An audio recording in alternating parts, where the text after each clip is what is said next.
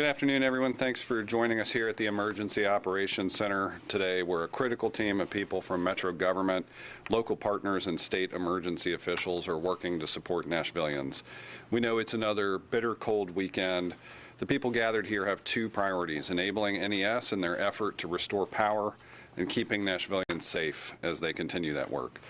Since we last met, I've been informed of a fifth potential storm-related death. 79-year-old Betty Doss died yesterday inside her Heritage Drive home in Madison. The medical examiner will determine the cause of her passing, but I know I join her daughter and many others who loved her in mourning her death.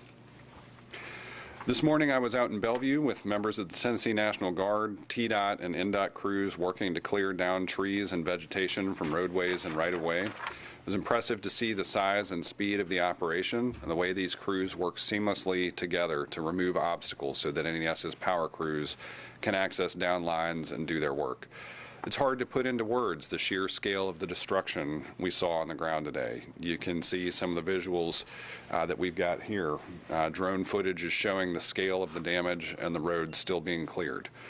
I also had the opportunity to drop by Pearl Cone High School this afternoon, where Metro Schools is working with numerous partners, including Mercy Chefs and World Central Kitchen, to distribute coats, hats, and gloves to families and individuals in the Pearl Cone cluster. They had 3 sites up and running today.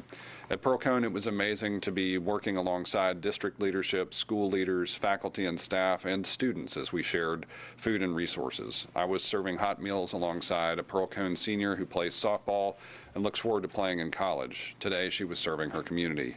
This is another example of how our community is working together to serve the needs of Nashvillians during this emergency.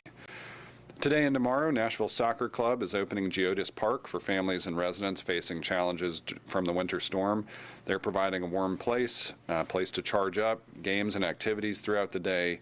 And the Nashville Predators have served 200 to 300 people yesterday at Bridgestone Arena, providing food, water, shelter, access to power, and other resources to families and residents impacted by the storm. And Tennessee businesses continue to step forward with donations to the Winter Storm Recovery Fund. I'm pleased to share that yesterday, the TVA contributed $100,000 to the fund. At this time, the fund is already at more than $500,000, and we expect it will continue to grow, which is important because the need is real. I know people who are incurring costs for hotels, food, debris removal, home repairs, and other costs. This fund is how we're going to be able to help people with those types of costs. If you have an unmet need, the United Way of Greater Nashville's 211 hotline is up this weekend, today and tomorrow, 8 a.m. to 5 p.m. The hotline has fielded 1,332 calls as of 9 a.m. today.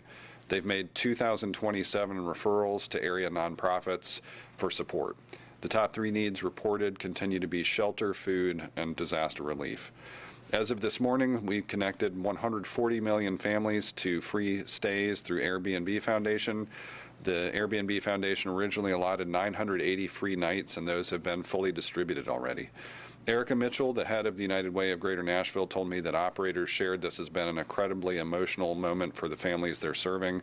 While the Airbnb Foundation allotment is fully used at this time, we'll continue to work with United Way to get people connected to other available longer-term stay options. We continue to operate the emergency warming centers at the Fairgrounds Nashville, Bellevue Community Center, Madison Community Center, and Southeast Community Center. We've now transported 1,100 people to the warming centers and will continue to make them available to those who need it. Again, 615-401-1712 for transportation assistance both to and from those shelter sites. Our Metro Water Services team is seeing an increase in breaks of water mains and are getting to those as quickly as possible. We've repaired 40 main breaks in the last 4 days. There are 7 active repairs going on right now. Importantly, our water quality in Nashville is currently safe. Metro Water Services is in contact with the Department of Environment and Conservation every day, and if there are any changes, we will notify people immediately. We're distributing water at 3500 Old Clarksville Pike for residents having difficulty. Metro Water Services Director Scott Potter is here and can share more on that if you have questions. Meanwhile, generators are going out into the community today thanks to a donation from the Tractor Supply Company joining their $250,000 donation to the Recovery Fund.